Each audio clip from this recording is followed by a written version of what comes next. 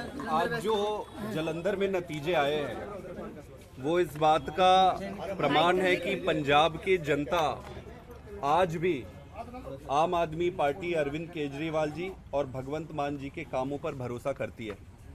जो विशाल बहुमत मिला है ये इस बात का संकेत है कि पंजाब में जो काम हो रहा है वो जनता उसकी सराहना कर रही है, उसको एप्रिशिएट करती है। दो तीन महत्वपूर्ण राजनीतिक इससे इन्फ्रेंसेस निकलते हैं। सबसे पहला कि ये जो आजकल राजनीति चल रही है कि पैसे से या पावर से या किसी भी प्रकार के प्रभाव से एक पार्टी से चुनने के बाद दूसरी पार्टी में चले जाना, और ये जो गंदी राजनीति की जो श्रृंखला चल रही है, इसमें उन सभी लोगों को ये संदेश है कि ऐसे मत करो। जनता कभी भी गद्दारों को इस तरीके से, जो जनता के मतों के साथ गद्दारी करेगा उसको जनता दोबारा प्यार नहीं देगी, अपना आशीर्वाद नहीं देगी। तो मेरा बड़े उदार दिल से, उदार मन से उन सबको ये सलाह है जो भी आज के समय में इस राजनीतिक परिस्थिति को फ़ायदा उठाने की सोचते हैं कि यहाँ चले जाओ, ये कर लो, वो कर लो। ये चलता नहीं है, ये बड़ा क्षणिक होता है। ऐसे एक क्षणिक सुख के लिए आप अपनी राजनीतिक करियर बर्बाद मत करिए।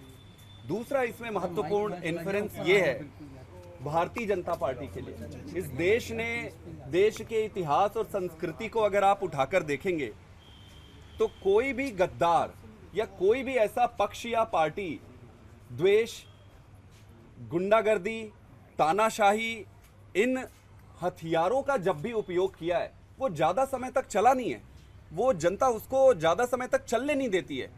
तो भारतीय जनता पार्टी के लिए आज भी समय है कि वो इस बात को समझे कि ऐसी राजनीति से वो बाहर आए। उनमें भी बहुत सारे कार्यकर्ता हैं, उनके अच्छे लोग हैं। जब भारतीय जनता पार्टी की शुरुआत हुई थी तो उनमें मुझे याद है आडवाणी जी, अटल जी, स्वराज ये सारी बात करते थे।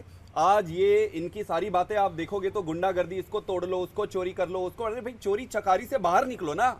चोरी चकारी, तोड़ फोड़ ये छोटी राजनीति होगी। आप पूरे विशाल महान देश का नेतृत्व कर रहे हो। जब इतने विशाल और महान देश का आप नेतृत्व कर रहे हो तो अपने सोच में परिवर्तन आपको लाना ही पड़ेगा। सवाल एक विधानसभा चुनाव, एक सीट का, हार का, जीत का नहीं है। सवाल, प्रश्न बड़ा है, प्रश्न देश का है। कल जिस तरीके से अरविंद केजरीवाल जी को हर न्यायालय में ये स्पष्ट कर दिया गया है कि इस कोई शराब घोटाला हुआ ही नहीं है, शराब घोटाला हुआ नहीं है, किसी का कोई दोष नहीं है, जबरदस्ती तरीके से जेल में रखा जा रहा है। आपको क्या लगता है कि आप जबरदस्ती तरीके से केजरीवाल को जेल में रख लोगे और इस तरीके से चुनाव हरा दोगे? आपको क्या लगता है कि आप पैसे के प्रलोभन से, ताकत से, गुंडागर्दी से हमारे नेताओं को ले लोगे? और तो जनता कभी पसंद नहीं करती ये सारी चीजों को। जनता देखते रहती है, देखते रहती है, देखते रहती है। जब उसको मौका मिलता है तब उसको फिर उत्तर देती है कि ये जो तुम कर रहे थे वो गलत है। जैसे 400 सीट से इनको 240 पे ले आए।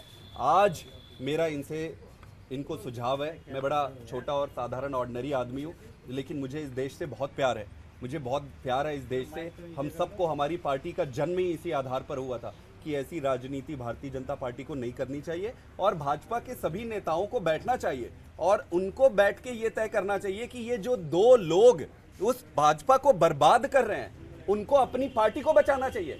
जब उनकी पार्टी बचेगी तब पॉलिटिकल, राजनीतिक परिदृश्य बचेगा, राजनीतिक परिदृश्य बचेगा तब देश बचेगा। तो जालंधर का नतीजा, और 13 सीटों पर मेरे ख्याल से चुनाव हुए थे जिसमें से लगभग 12 सीटों पर इंडिया अलायंस जीती है। ये इस बात का प्रत्यक्ष प्रमाण है कि जनता बहुत उदार दिल की है। यहाँ प्यार से आप जीत सकते हो।